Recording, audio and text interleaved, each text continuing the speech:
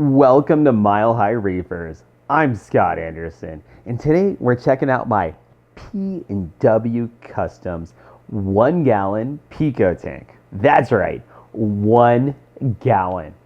I saw this at Reef Stock 2022, and I really wanted it. It's a little 1 gallon tank, and that's going to provide some fun and interesting aquascaping. Should be easy to do, but it's also going to give us a few challenges to learn along the way.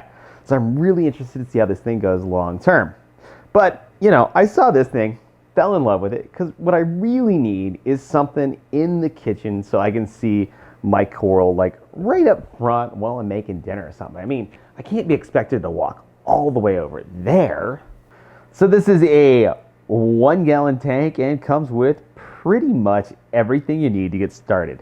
It comes with the tank itself, all the lids, you get the light. This is a 10-watt LED light. It's USB powered, super simple. It's got the mount, it's got the bracket, comes with the pump inside, little like 50 gallon per hour, USB powered. Yeah, USB powered pump and light. Super cool. I'm loving that.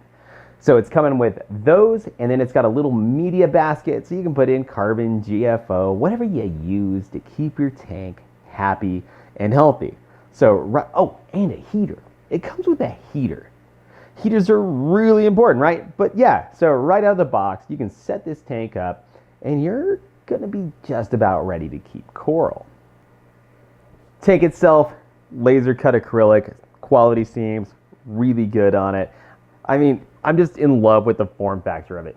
It's tiny, it's well made, it's kind of what I want. The light's pretty cool. It's a nice mix of blue and white LEDs. You've got mainly blues, 4 whites, and it gives a pretty good spectrum for viewing coral.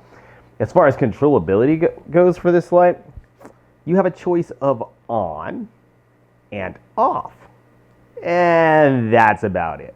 So if they did an upgraded light version of it where I could play with settings and stuff, that'd be cool. But honestly, I'm not sure it's necessary. I really like the cheap and cheerful nature of this. It's small, it's inexpensive, and it's so stupid simple. I've got it on an old school timer, the kind you buy from Walmart and turn the knob and it's mechanical and spins and just doesn't fail. Yeah, one of those. Now, let's talk about heating. Heating's where we need some controllability. The heater it comes with doesn't seem to regulate temperature on its own. It appears to have a choice of on or off, and the way you turn it on or off is to plug it in. To remedy that, I bought an Inkbird heater controller. And I'm in a house that's not going to have air conditioning this summer. Small tanks are going to change in temperature faster than big tanks, right? Because a low mass is going to heat up or cool off faster than a big mass, right? Yeah, that's about my science knowledge right there. Pretty good, I think. But knowing that, I upgraded this tank with the fan kit. Yes, on the back, there's a little fan on here. I've got it hooked up to my Inkbird, so when the temperature gets too low, heater comes on. When the temperature gets too high, fan comes on. So yeah, I bought the Inkbird. I bought the one that does the heating, controlling, and the one that's made for aquariums. Top tip, get the one made for aquariums.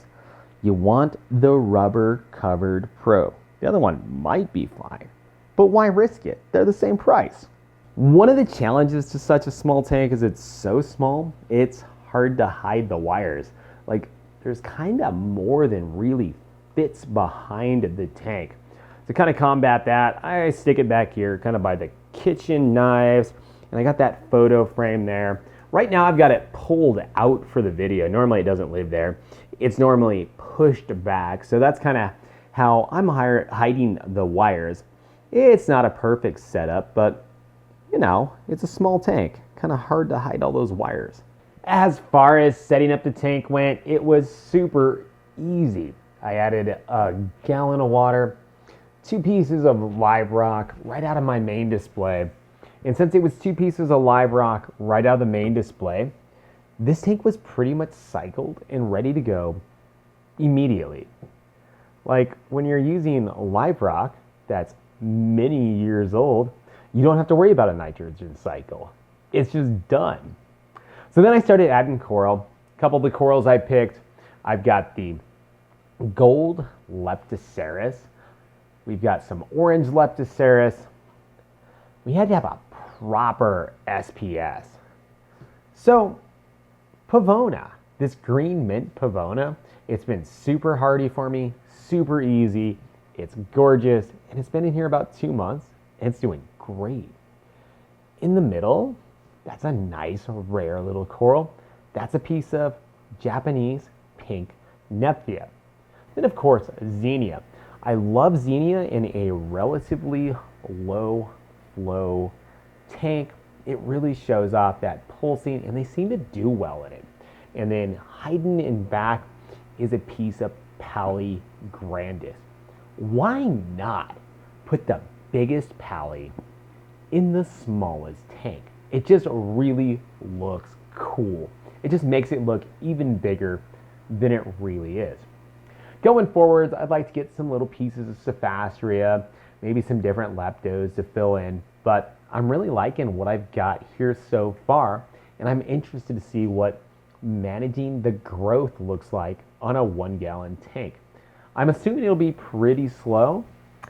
I'm also going to have to add a bit of a cleanup crew. Right now, this is all I have in here.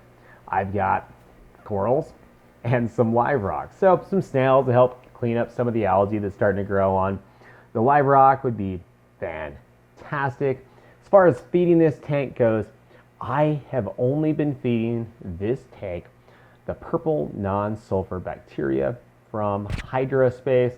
It's been working fantastic. For a small tank like this, having something that's a live food like bacteria just makes so much sense in my head. It's not going to break down into waste. It becomes a food product for the coral. And it's going to help with the nutrient export if that's a problem. I mean, this tank doesn't have a skimmer. The only way I maintain it is to take a cup of water out and add a cup of water out, or add a cup of water in and top it off with fresh water once in a while. Amazingly simple to take care of. So I've had this tank for about 2 months now, and I have to say I'm really happy with it. So this video is sponsored, right? Nah. Bought this thing with my own money. I went to Reef and I just had to have it. Shelled out the cash. Now, they did send me some swag with it though. So I got the mushroom box, and I got some frag holders and stuff like that. So PNW Customs are looking like a pretty cool company. They make a bunch of cool stuff. So if you're looking for cool frag holders, mushroom box is pretty sweet. Check out PNWCustoms.com. They do this small in one tank, and then they do the little mini reef, right?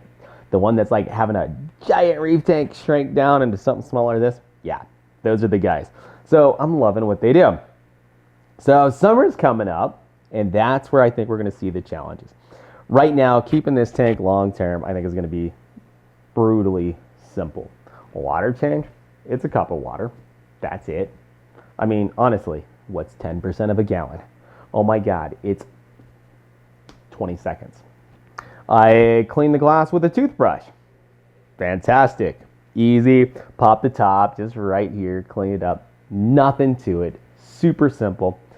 It's the temperature in the summer that's got me slightly worried. And so that's more of a me issue. I don't have AC, but given everything we got here, the heating, the cooling, I think it's going to work. If I was to suggest upgrades for this tank, like what could they do different? Well, I'd pay money for a little bigger, brighter light with more controllability. That would be cool. But honestly, at $150 for all of this, like, It's fantastic. I can't complain.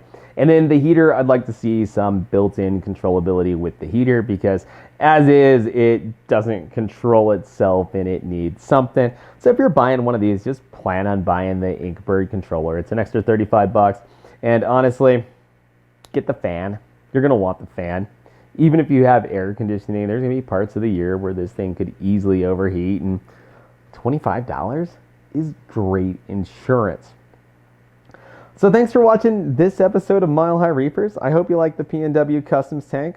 I'm in love with it, and keep following this space. I'll keep you guys updated on the long-term success of the PNW Customs Small-in-One tank.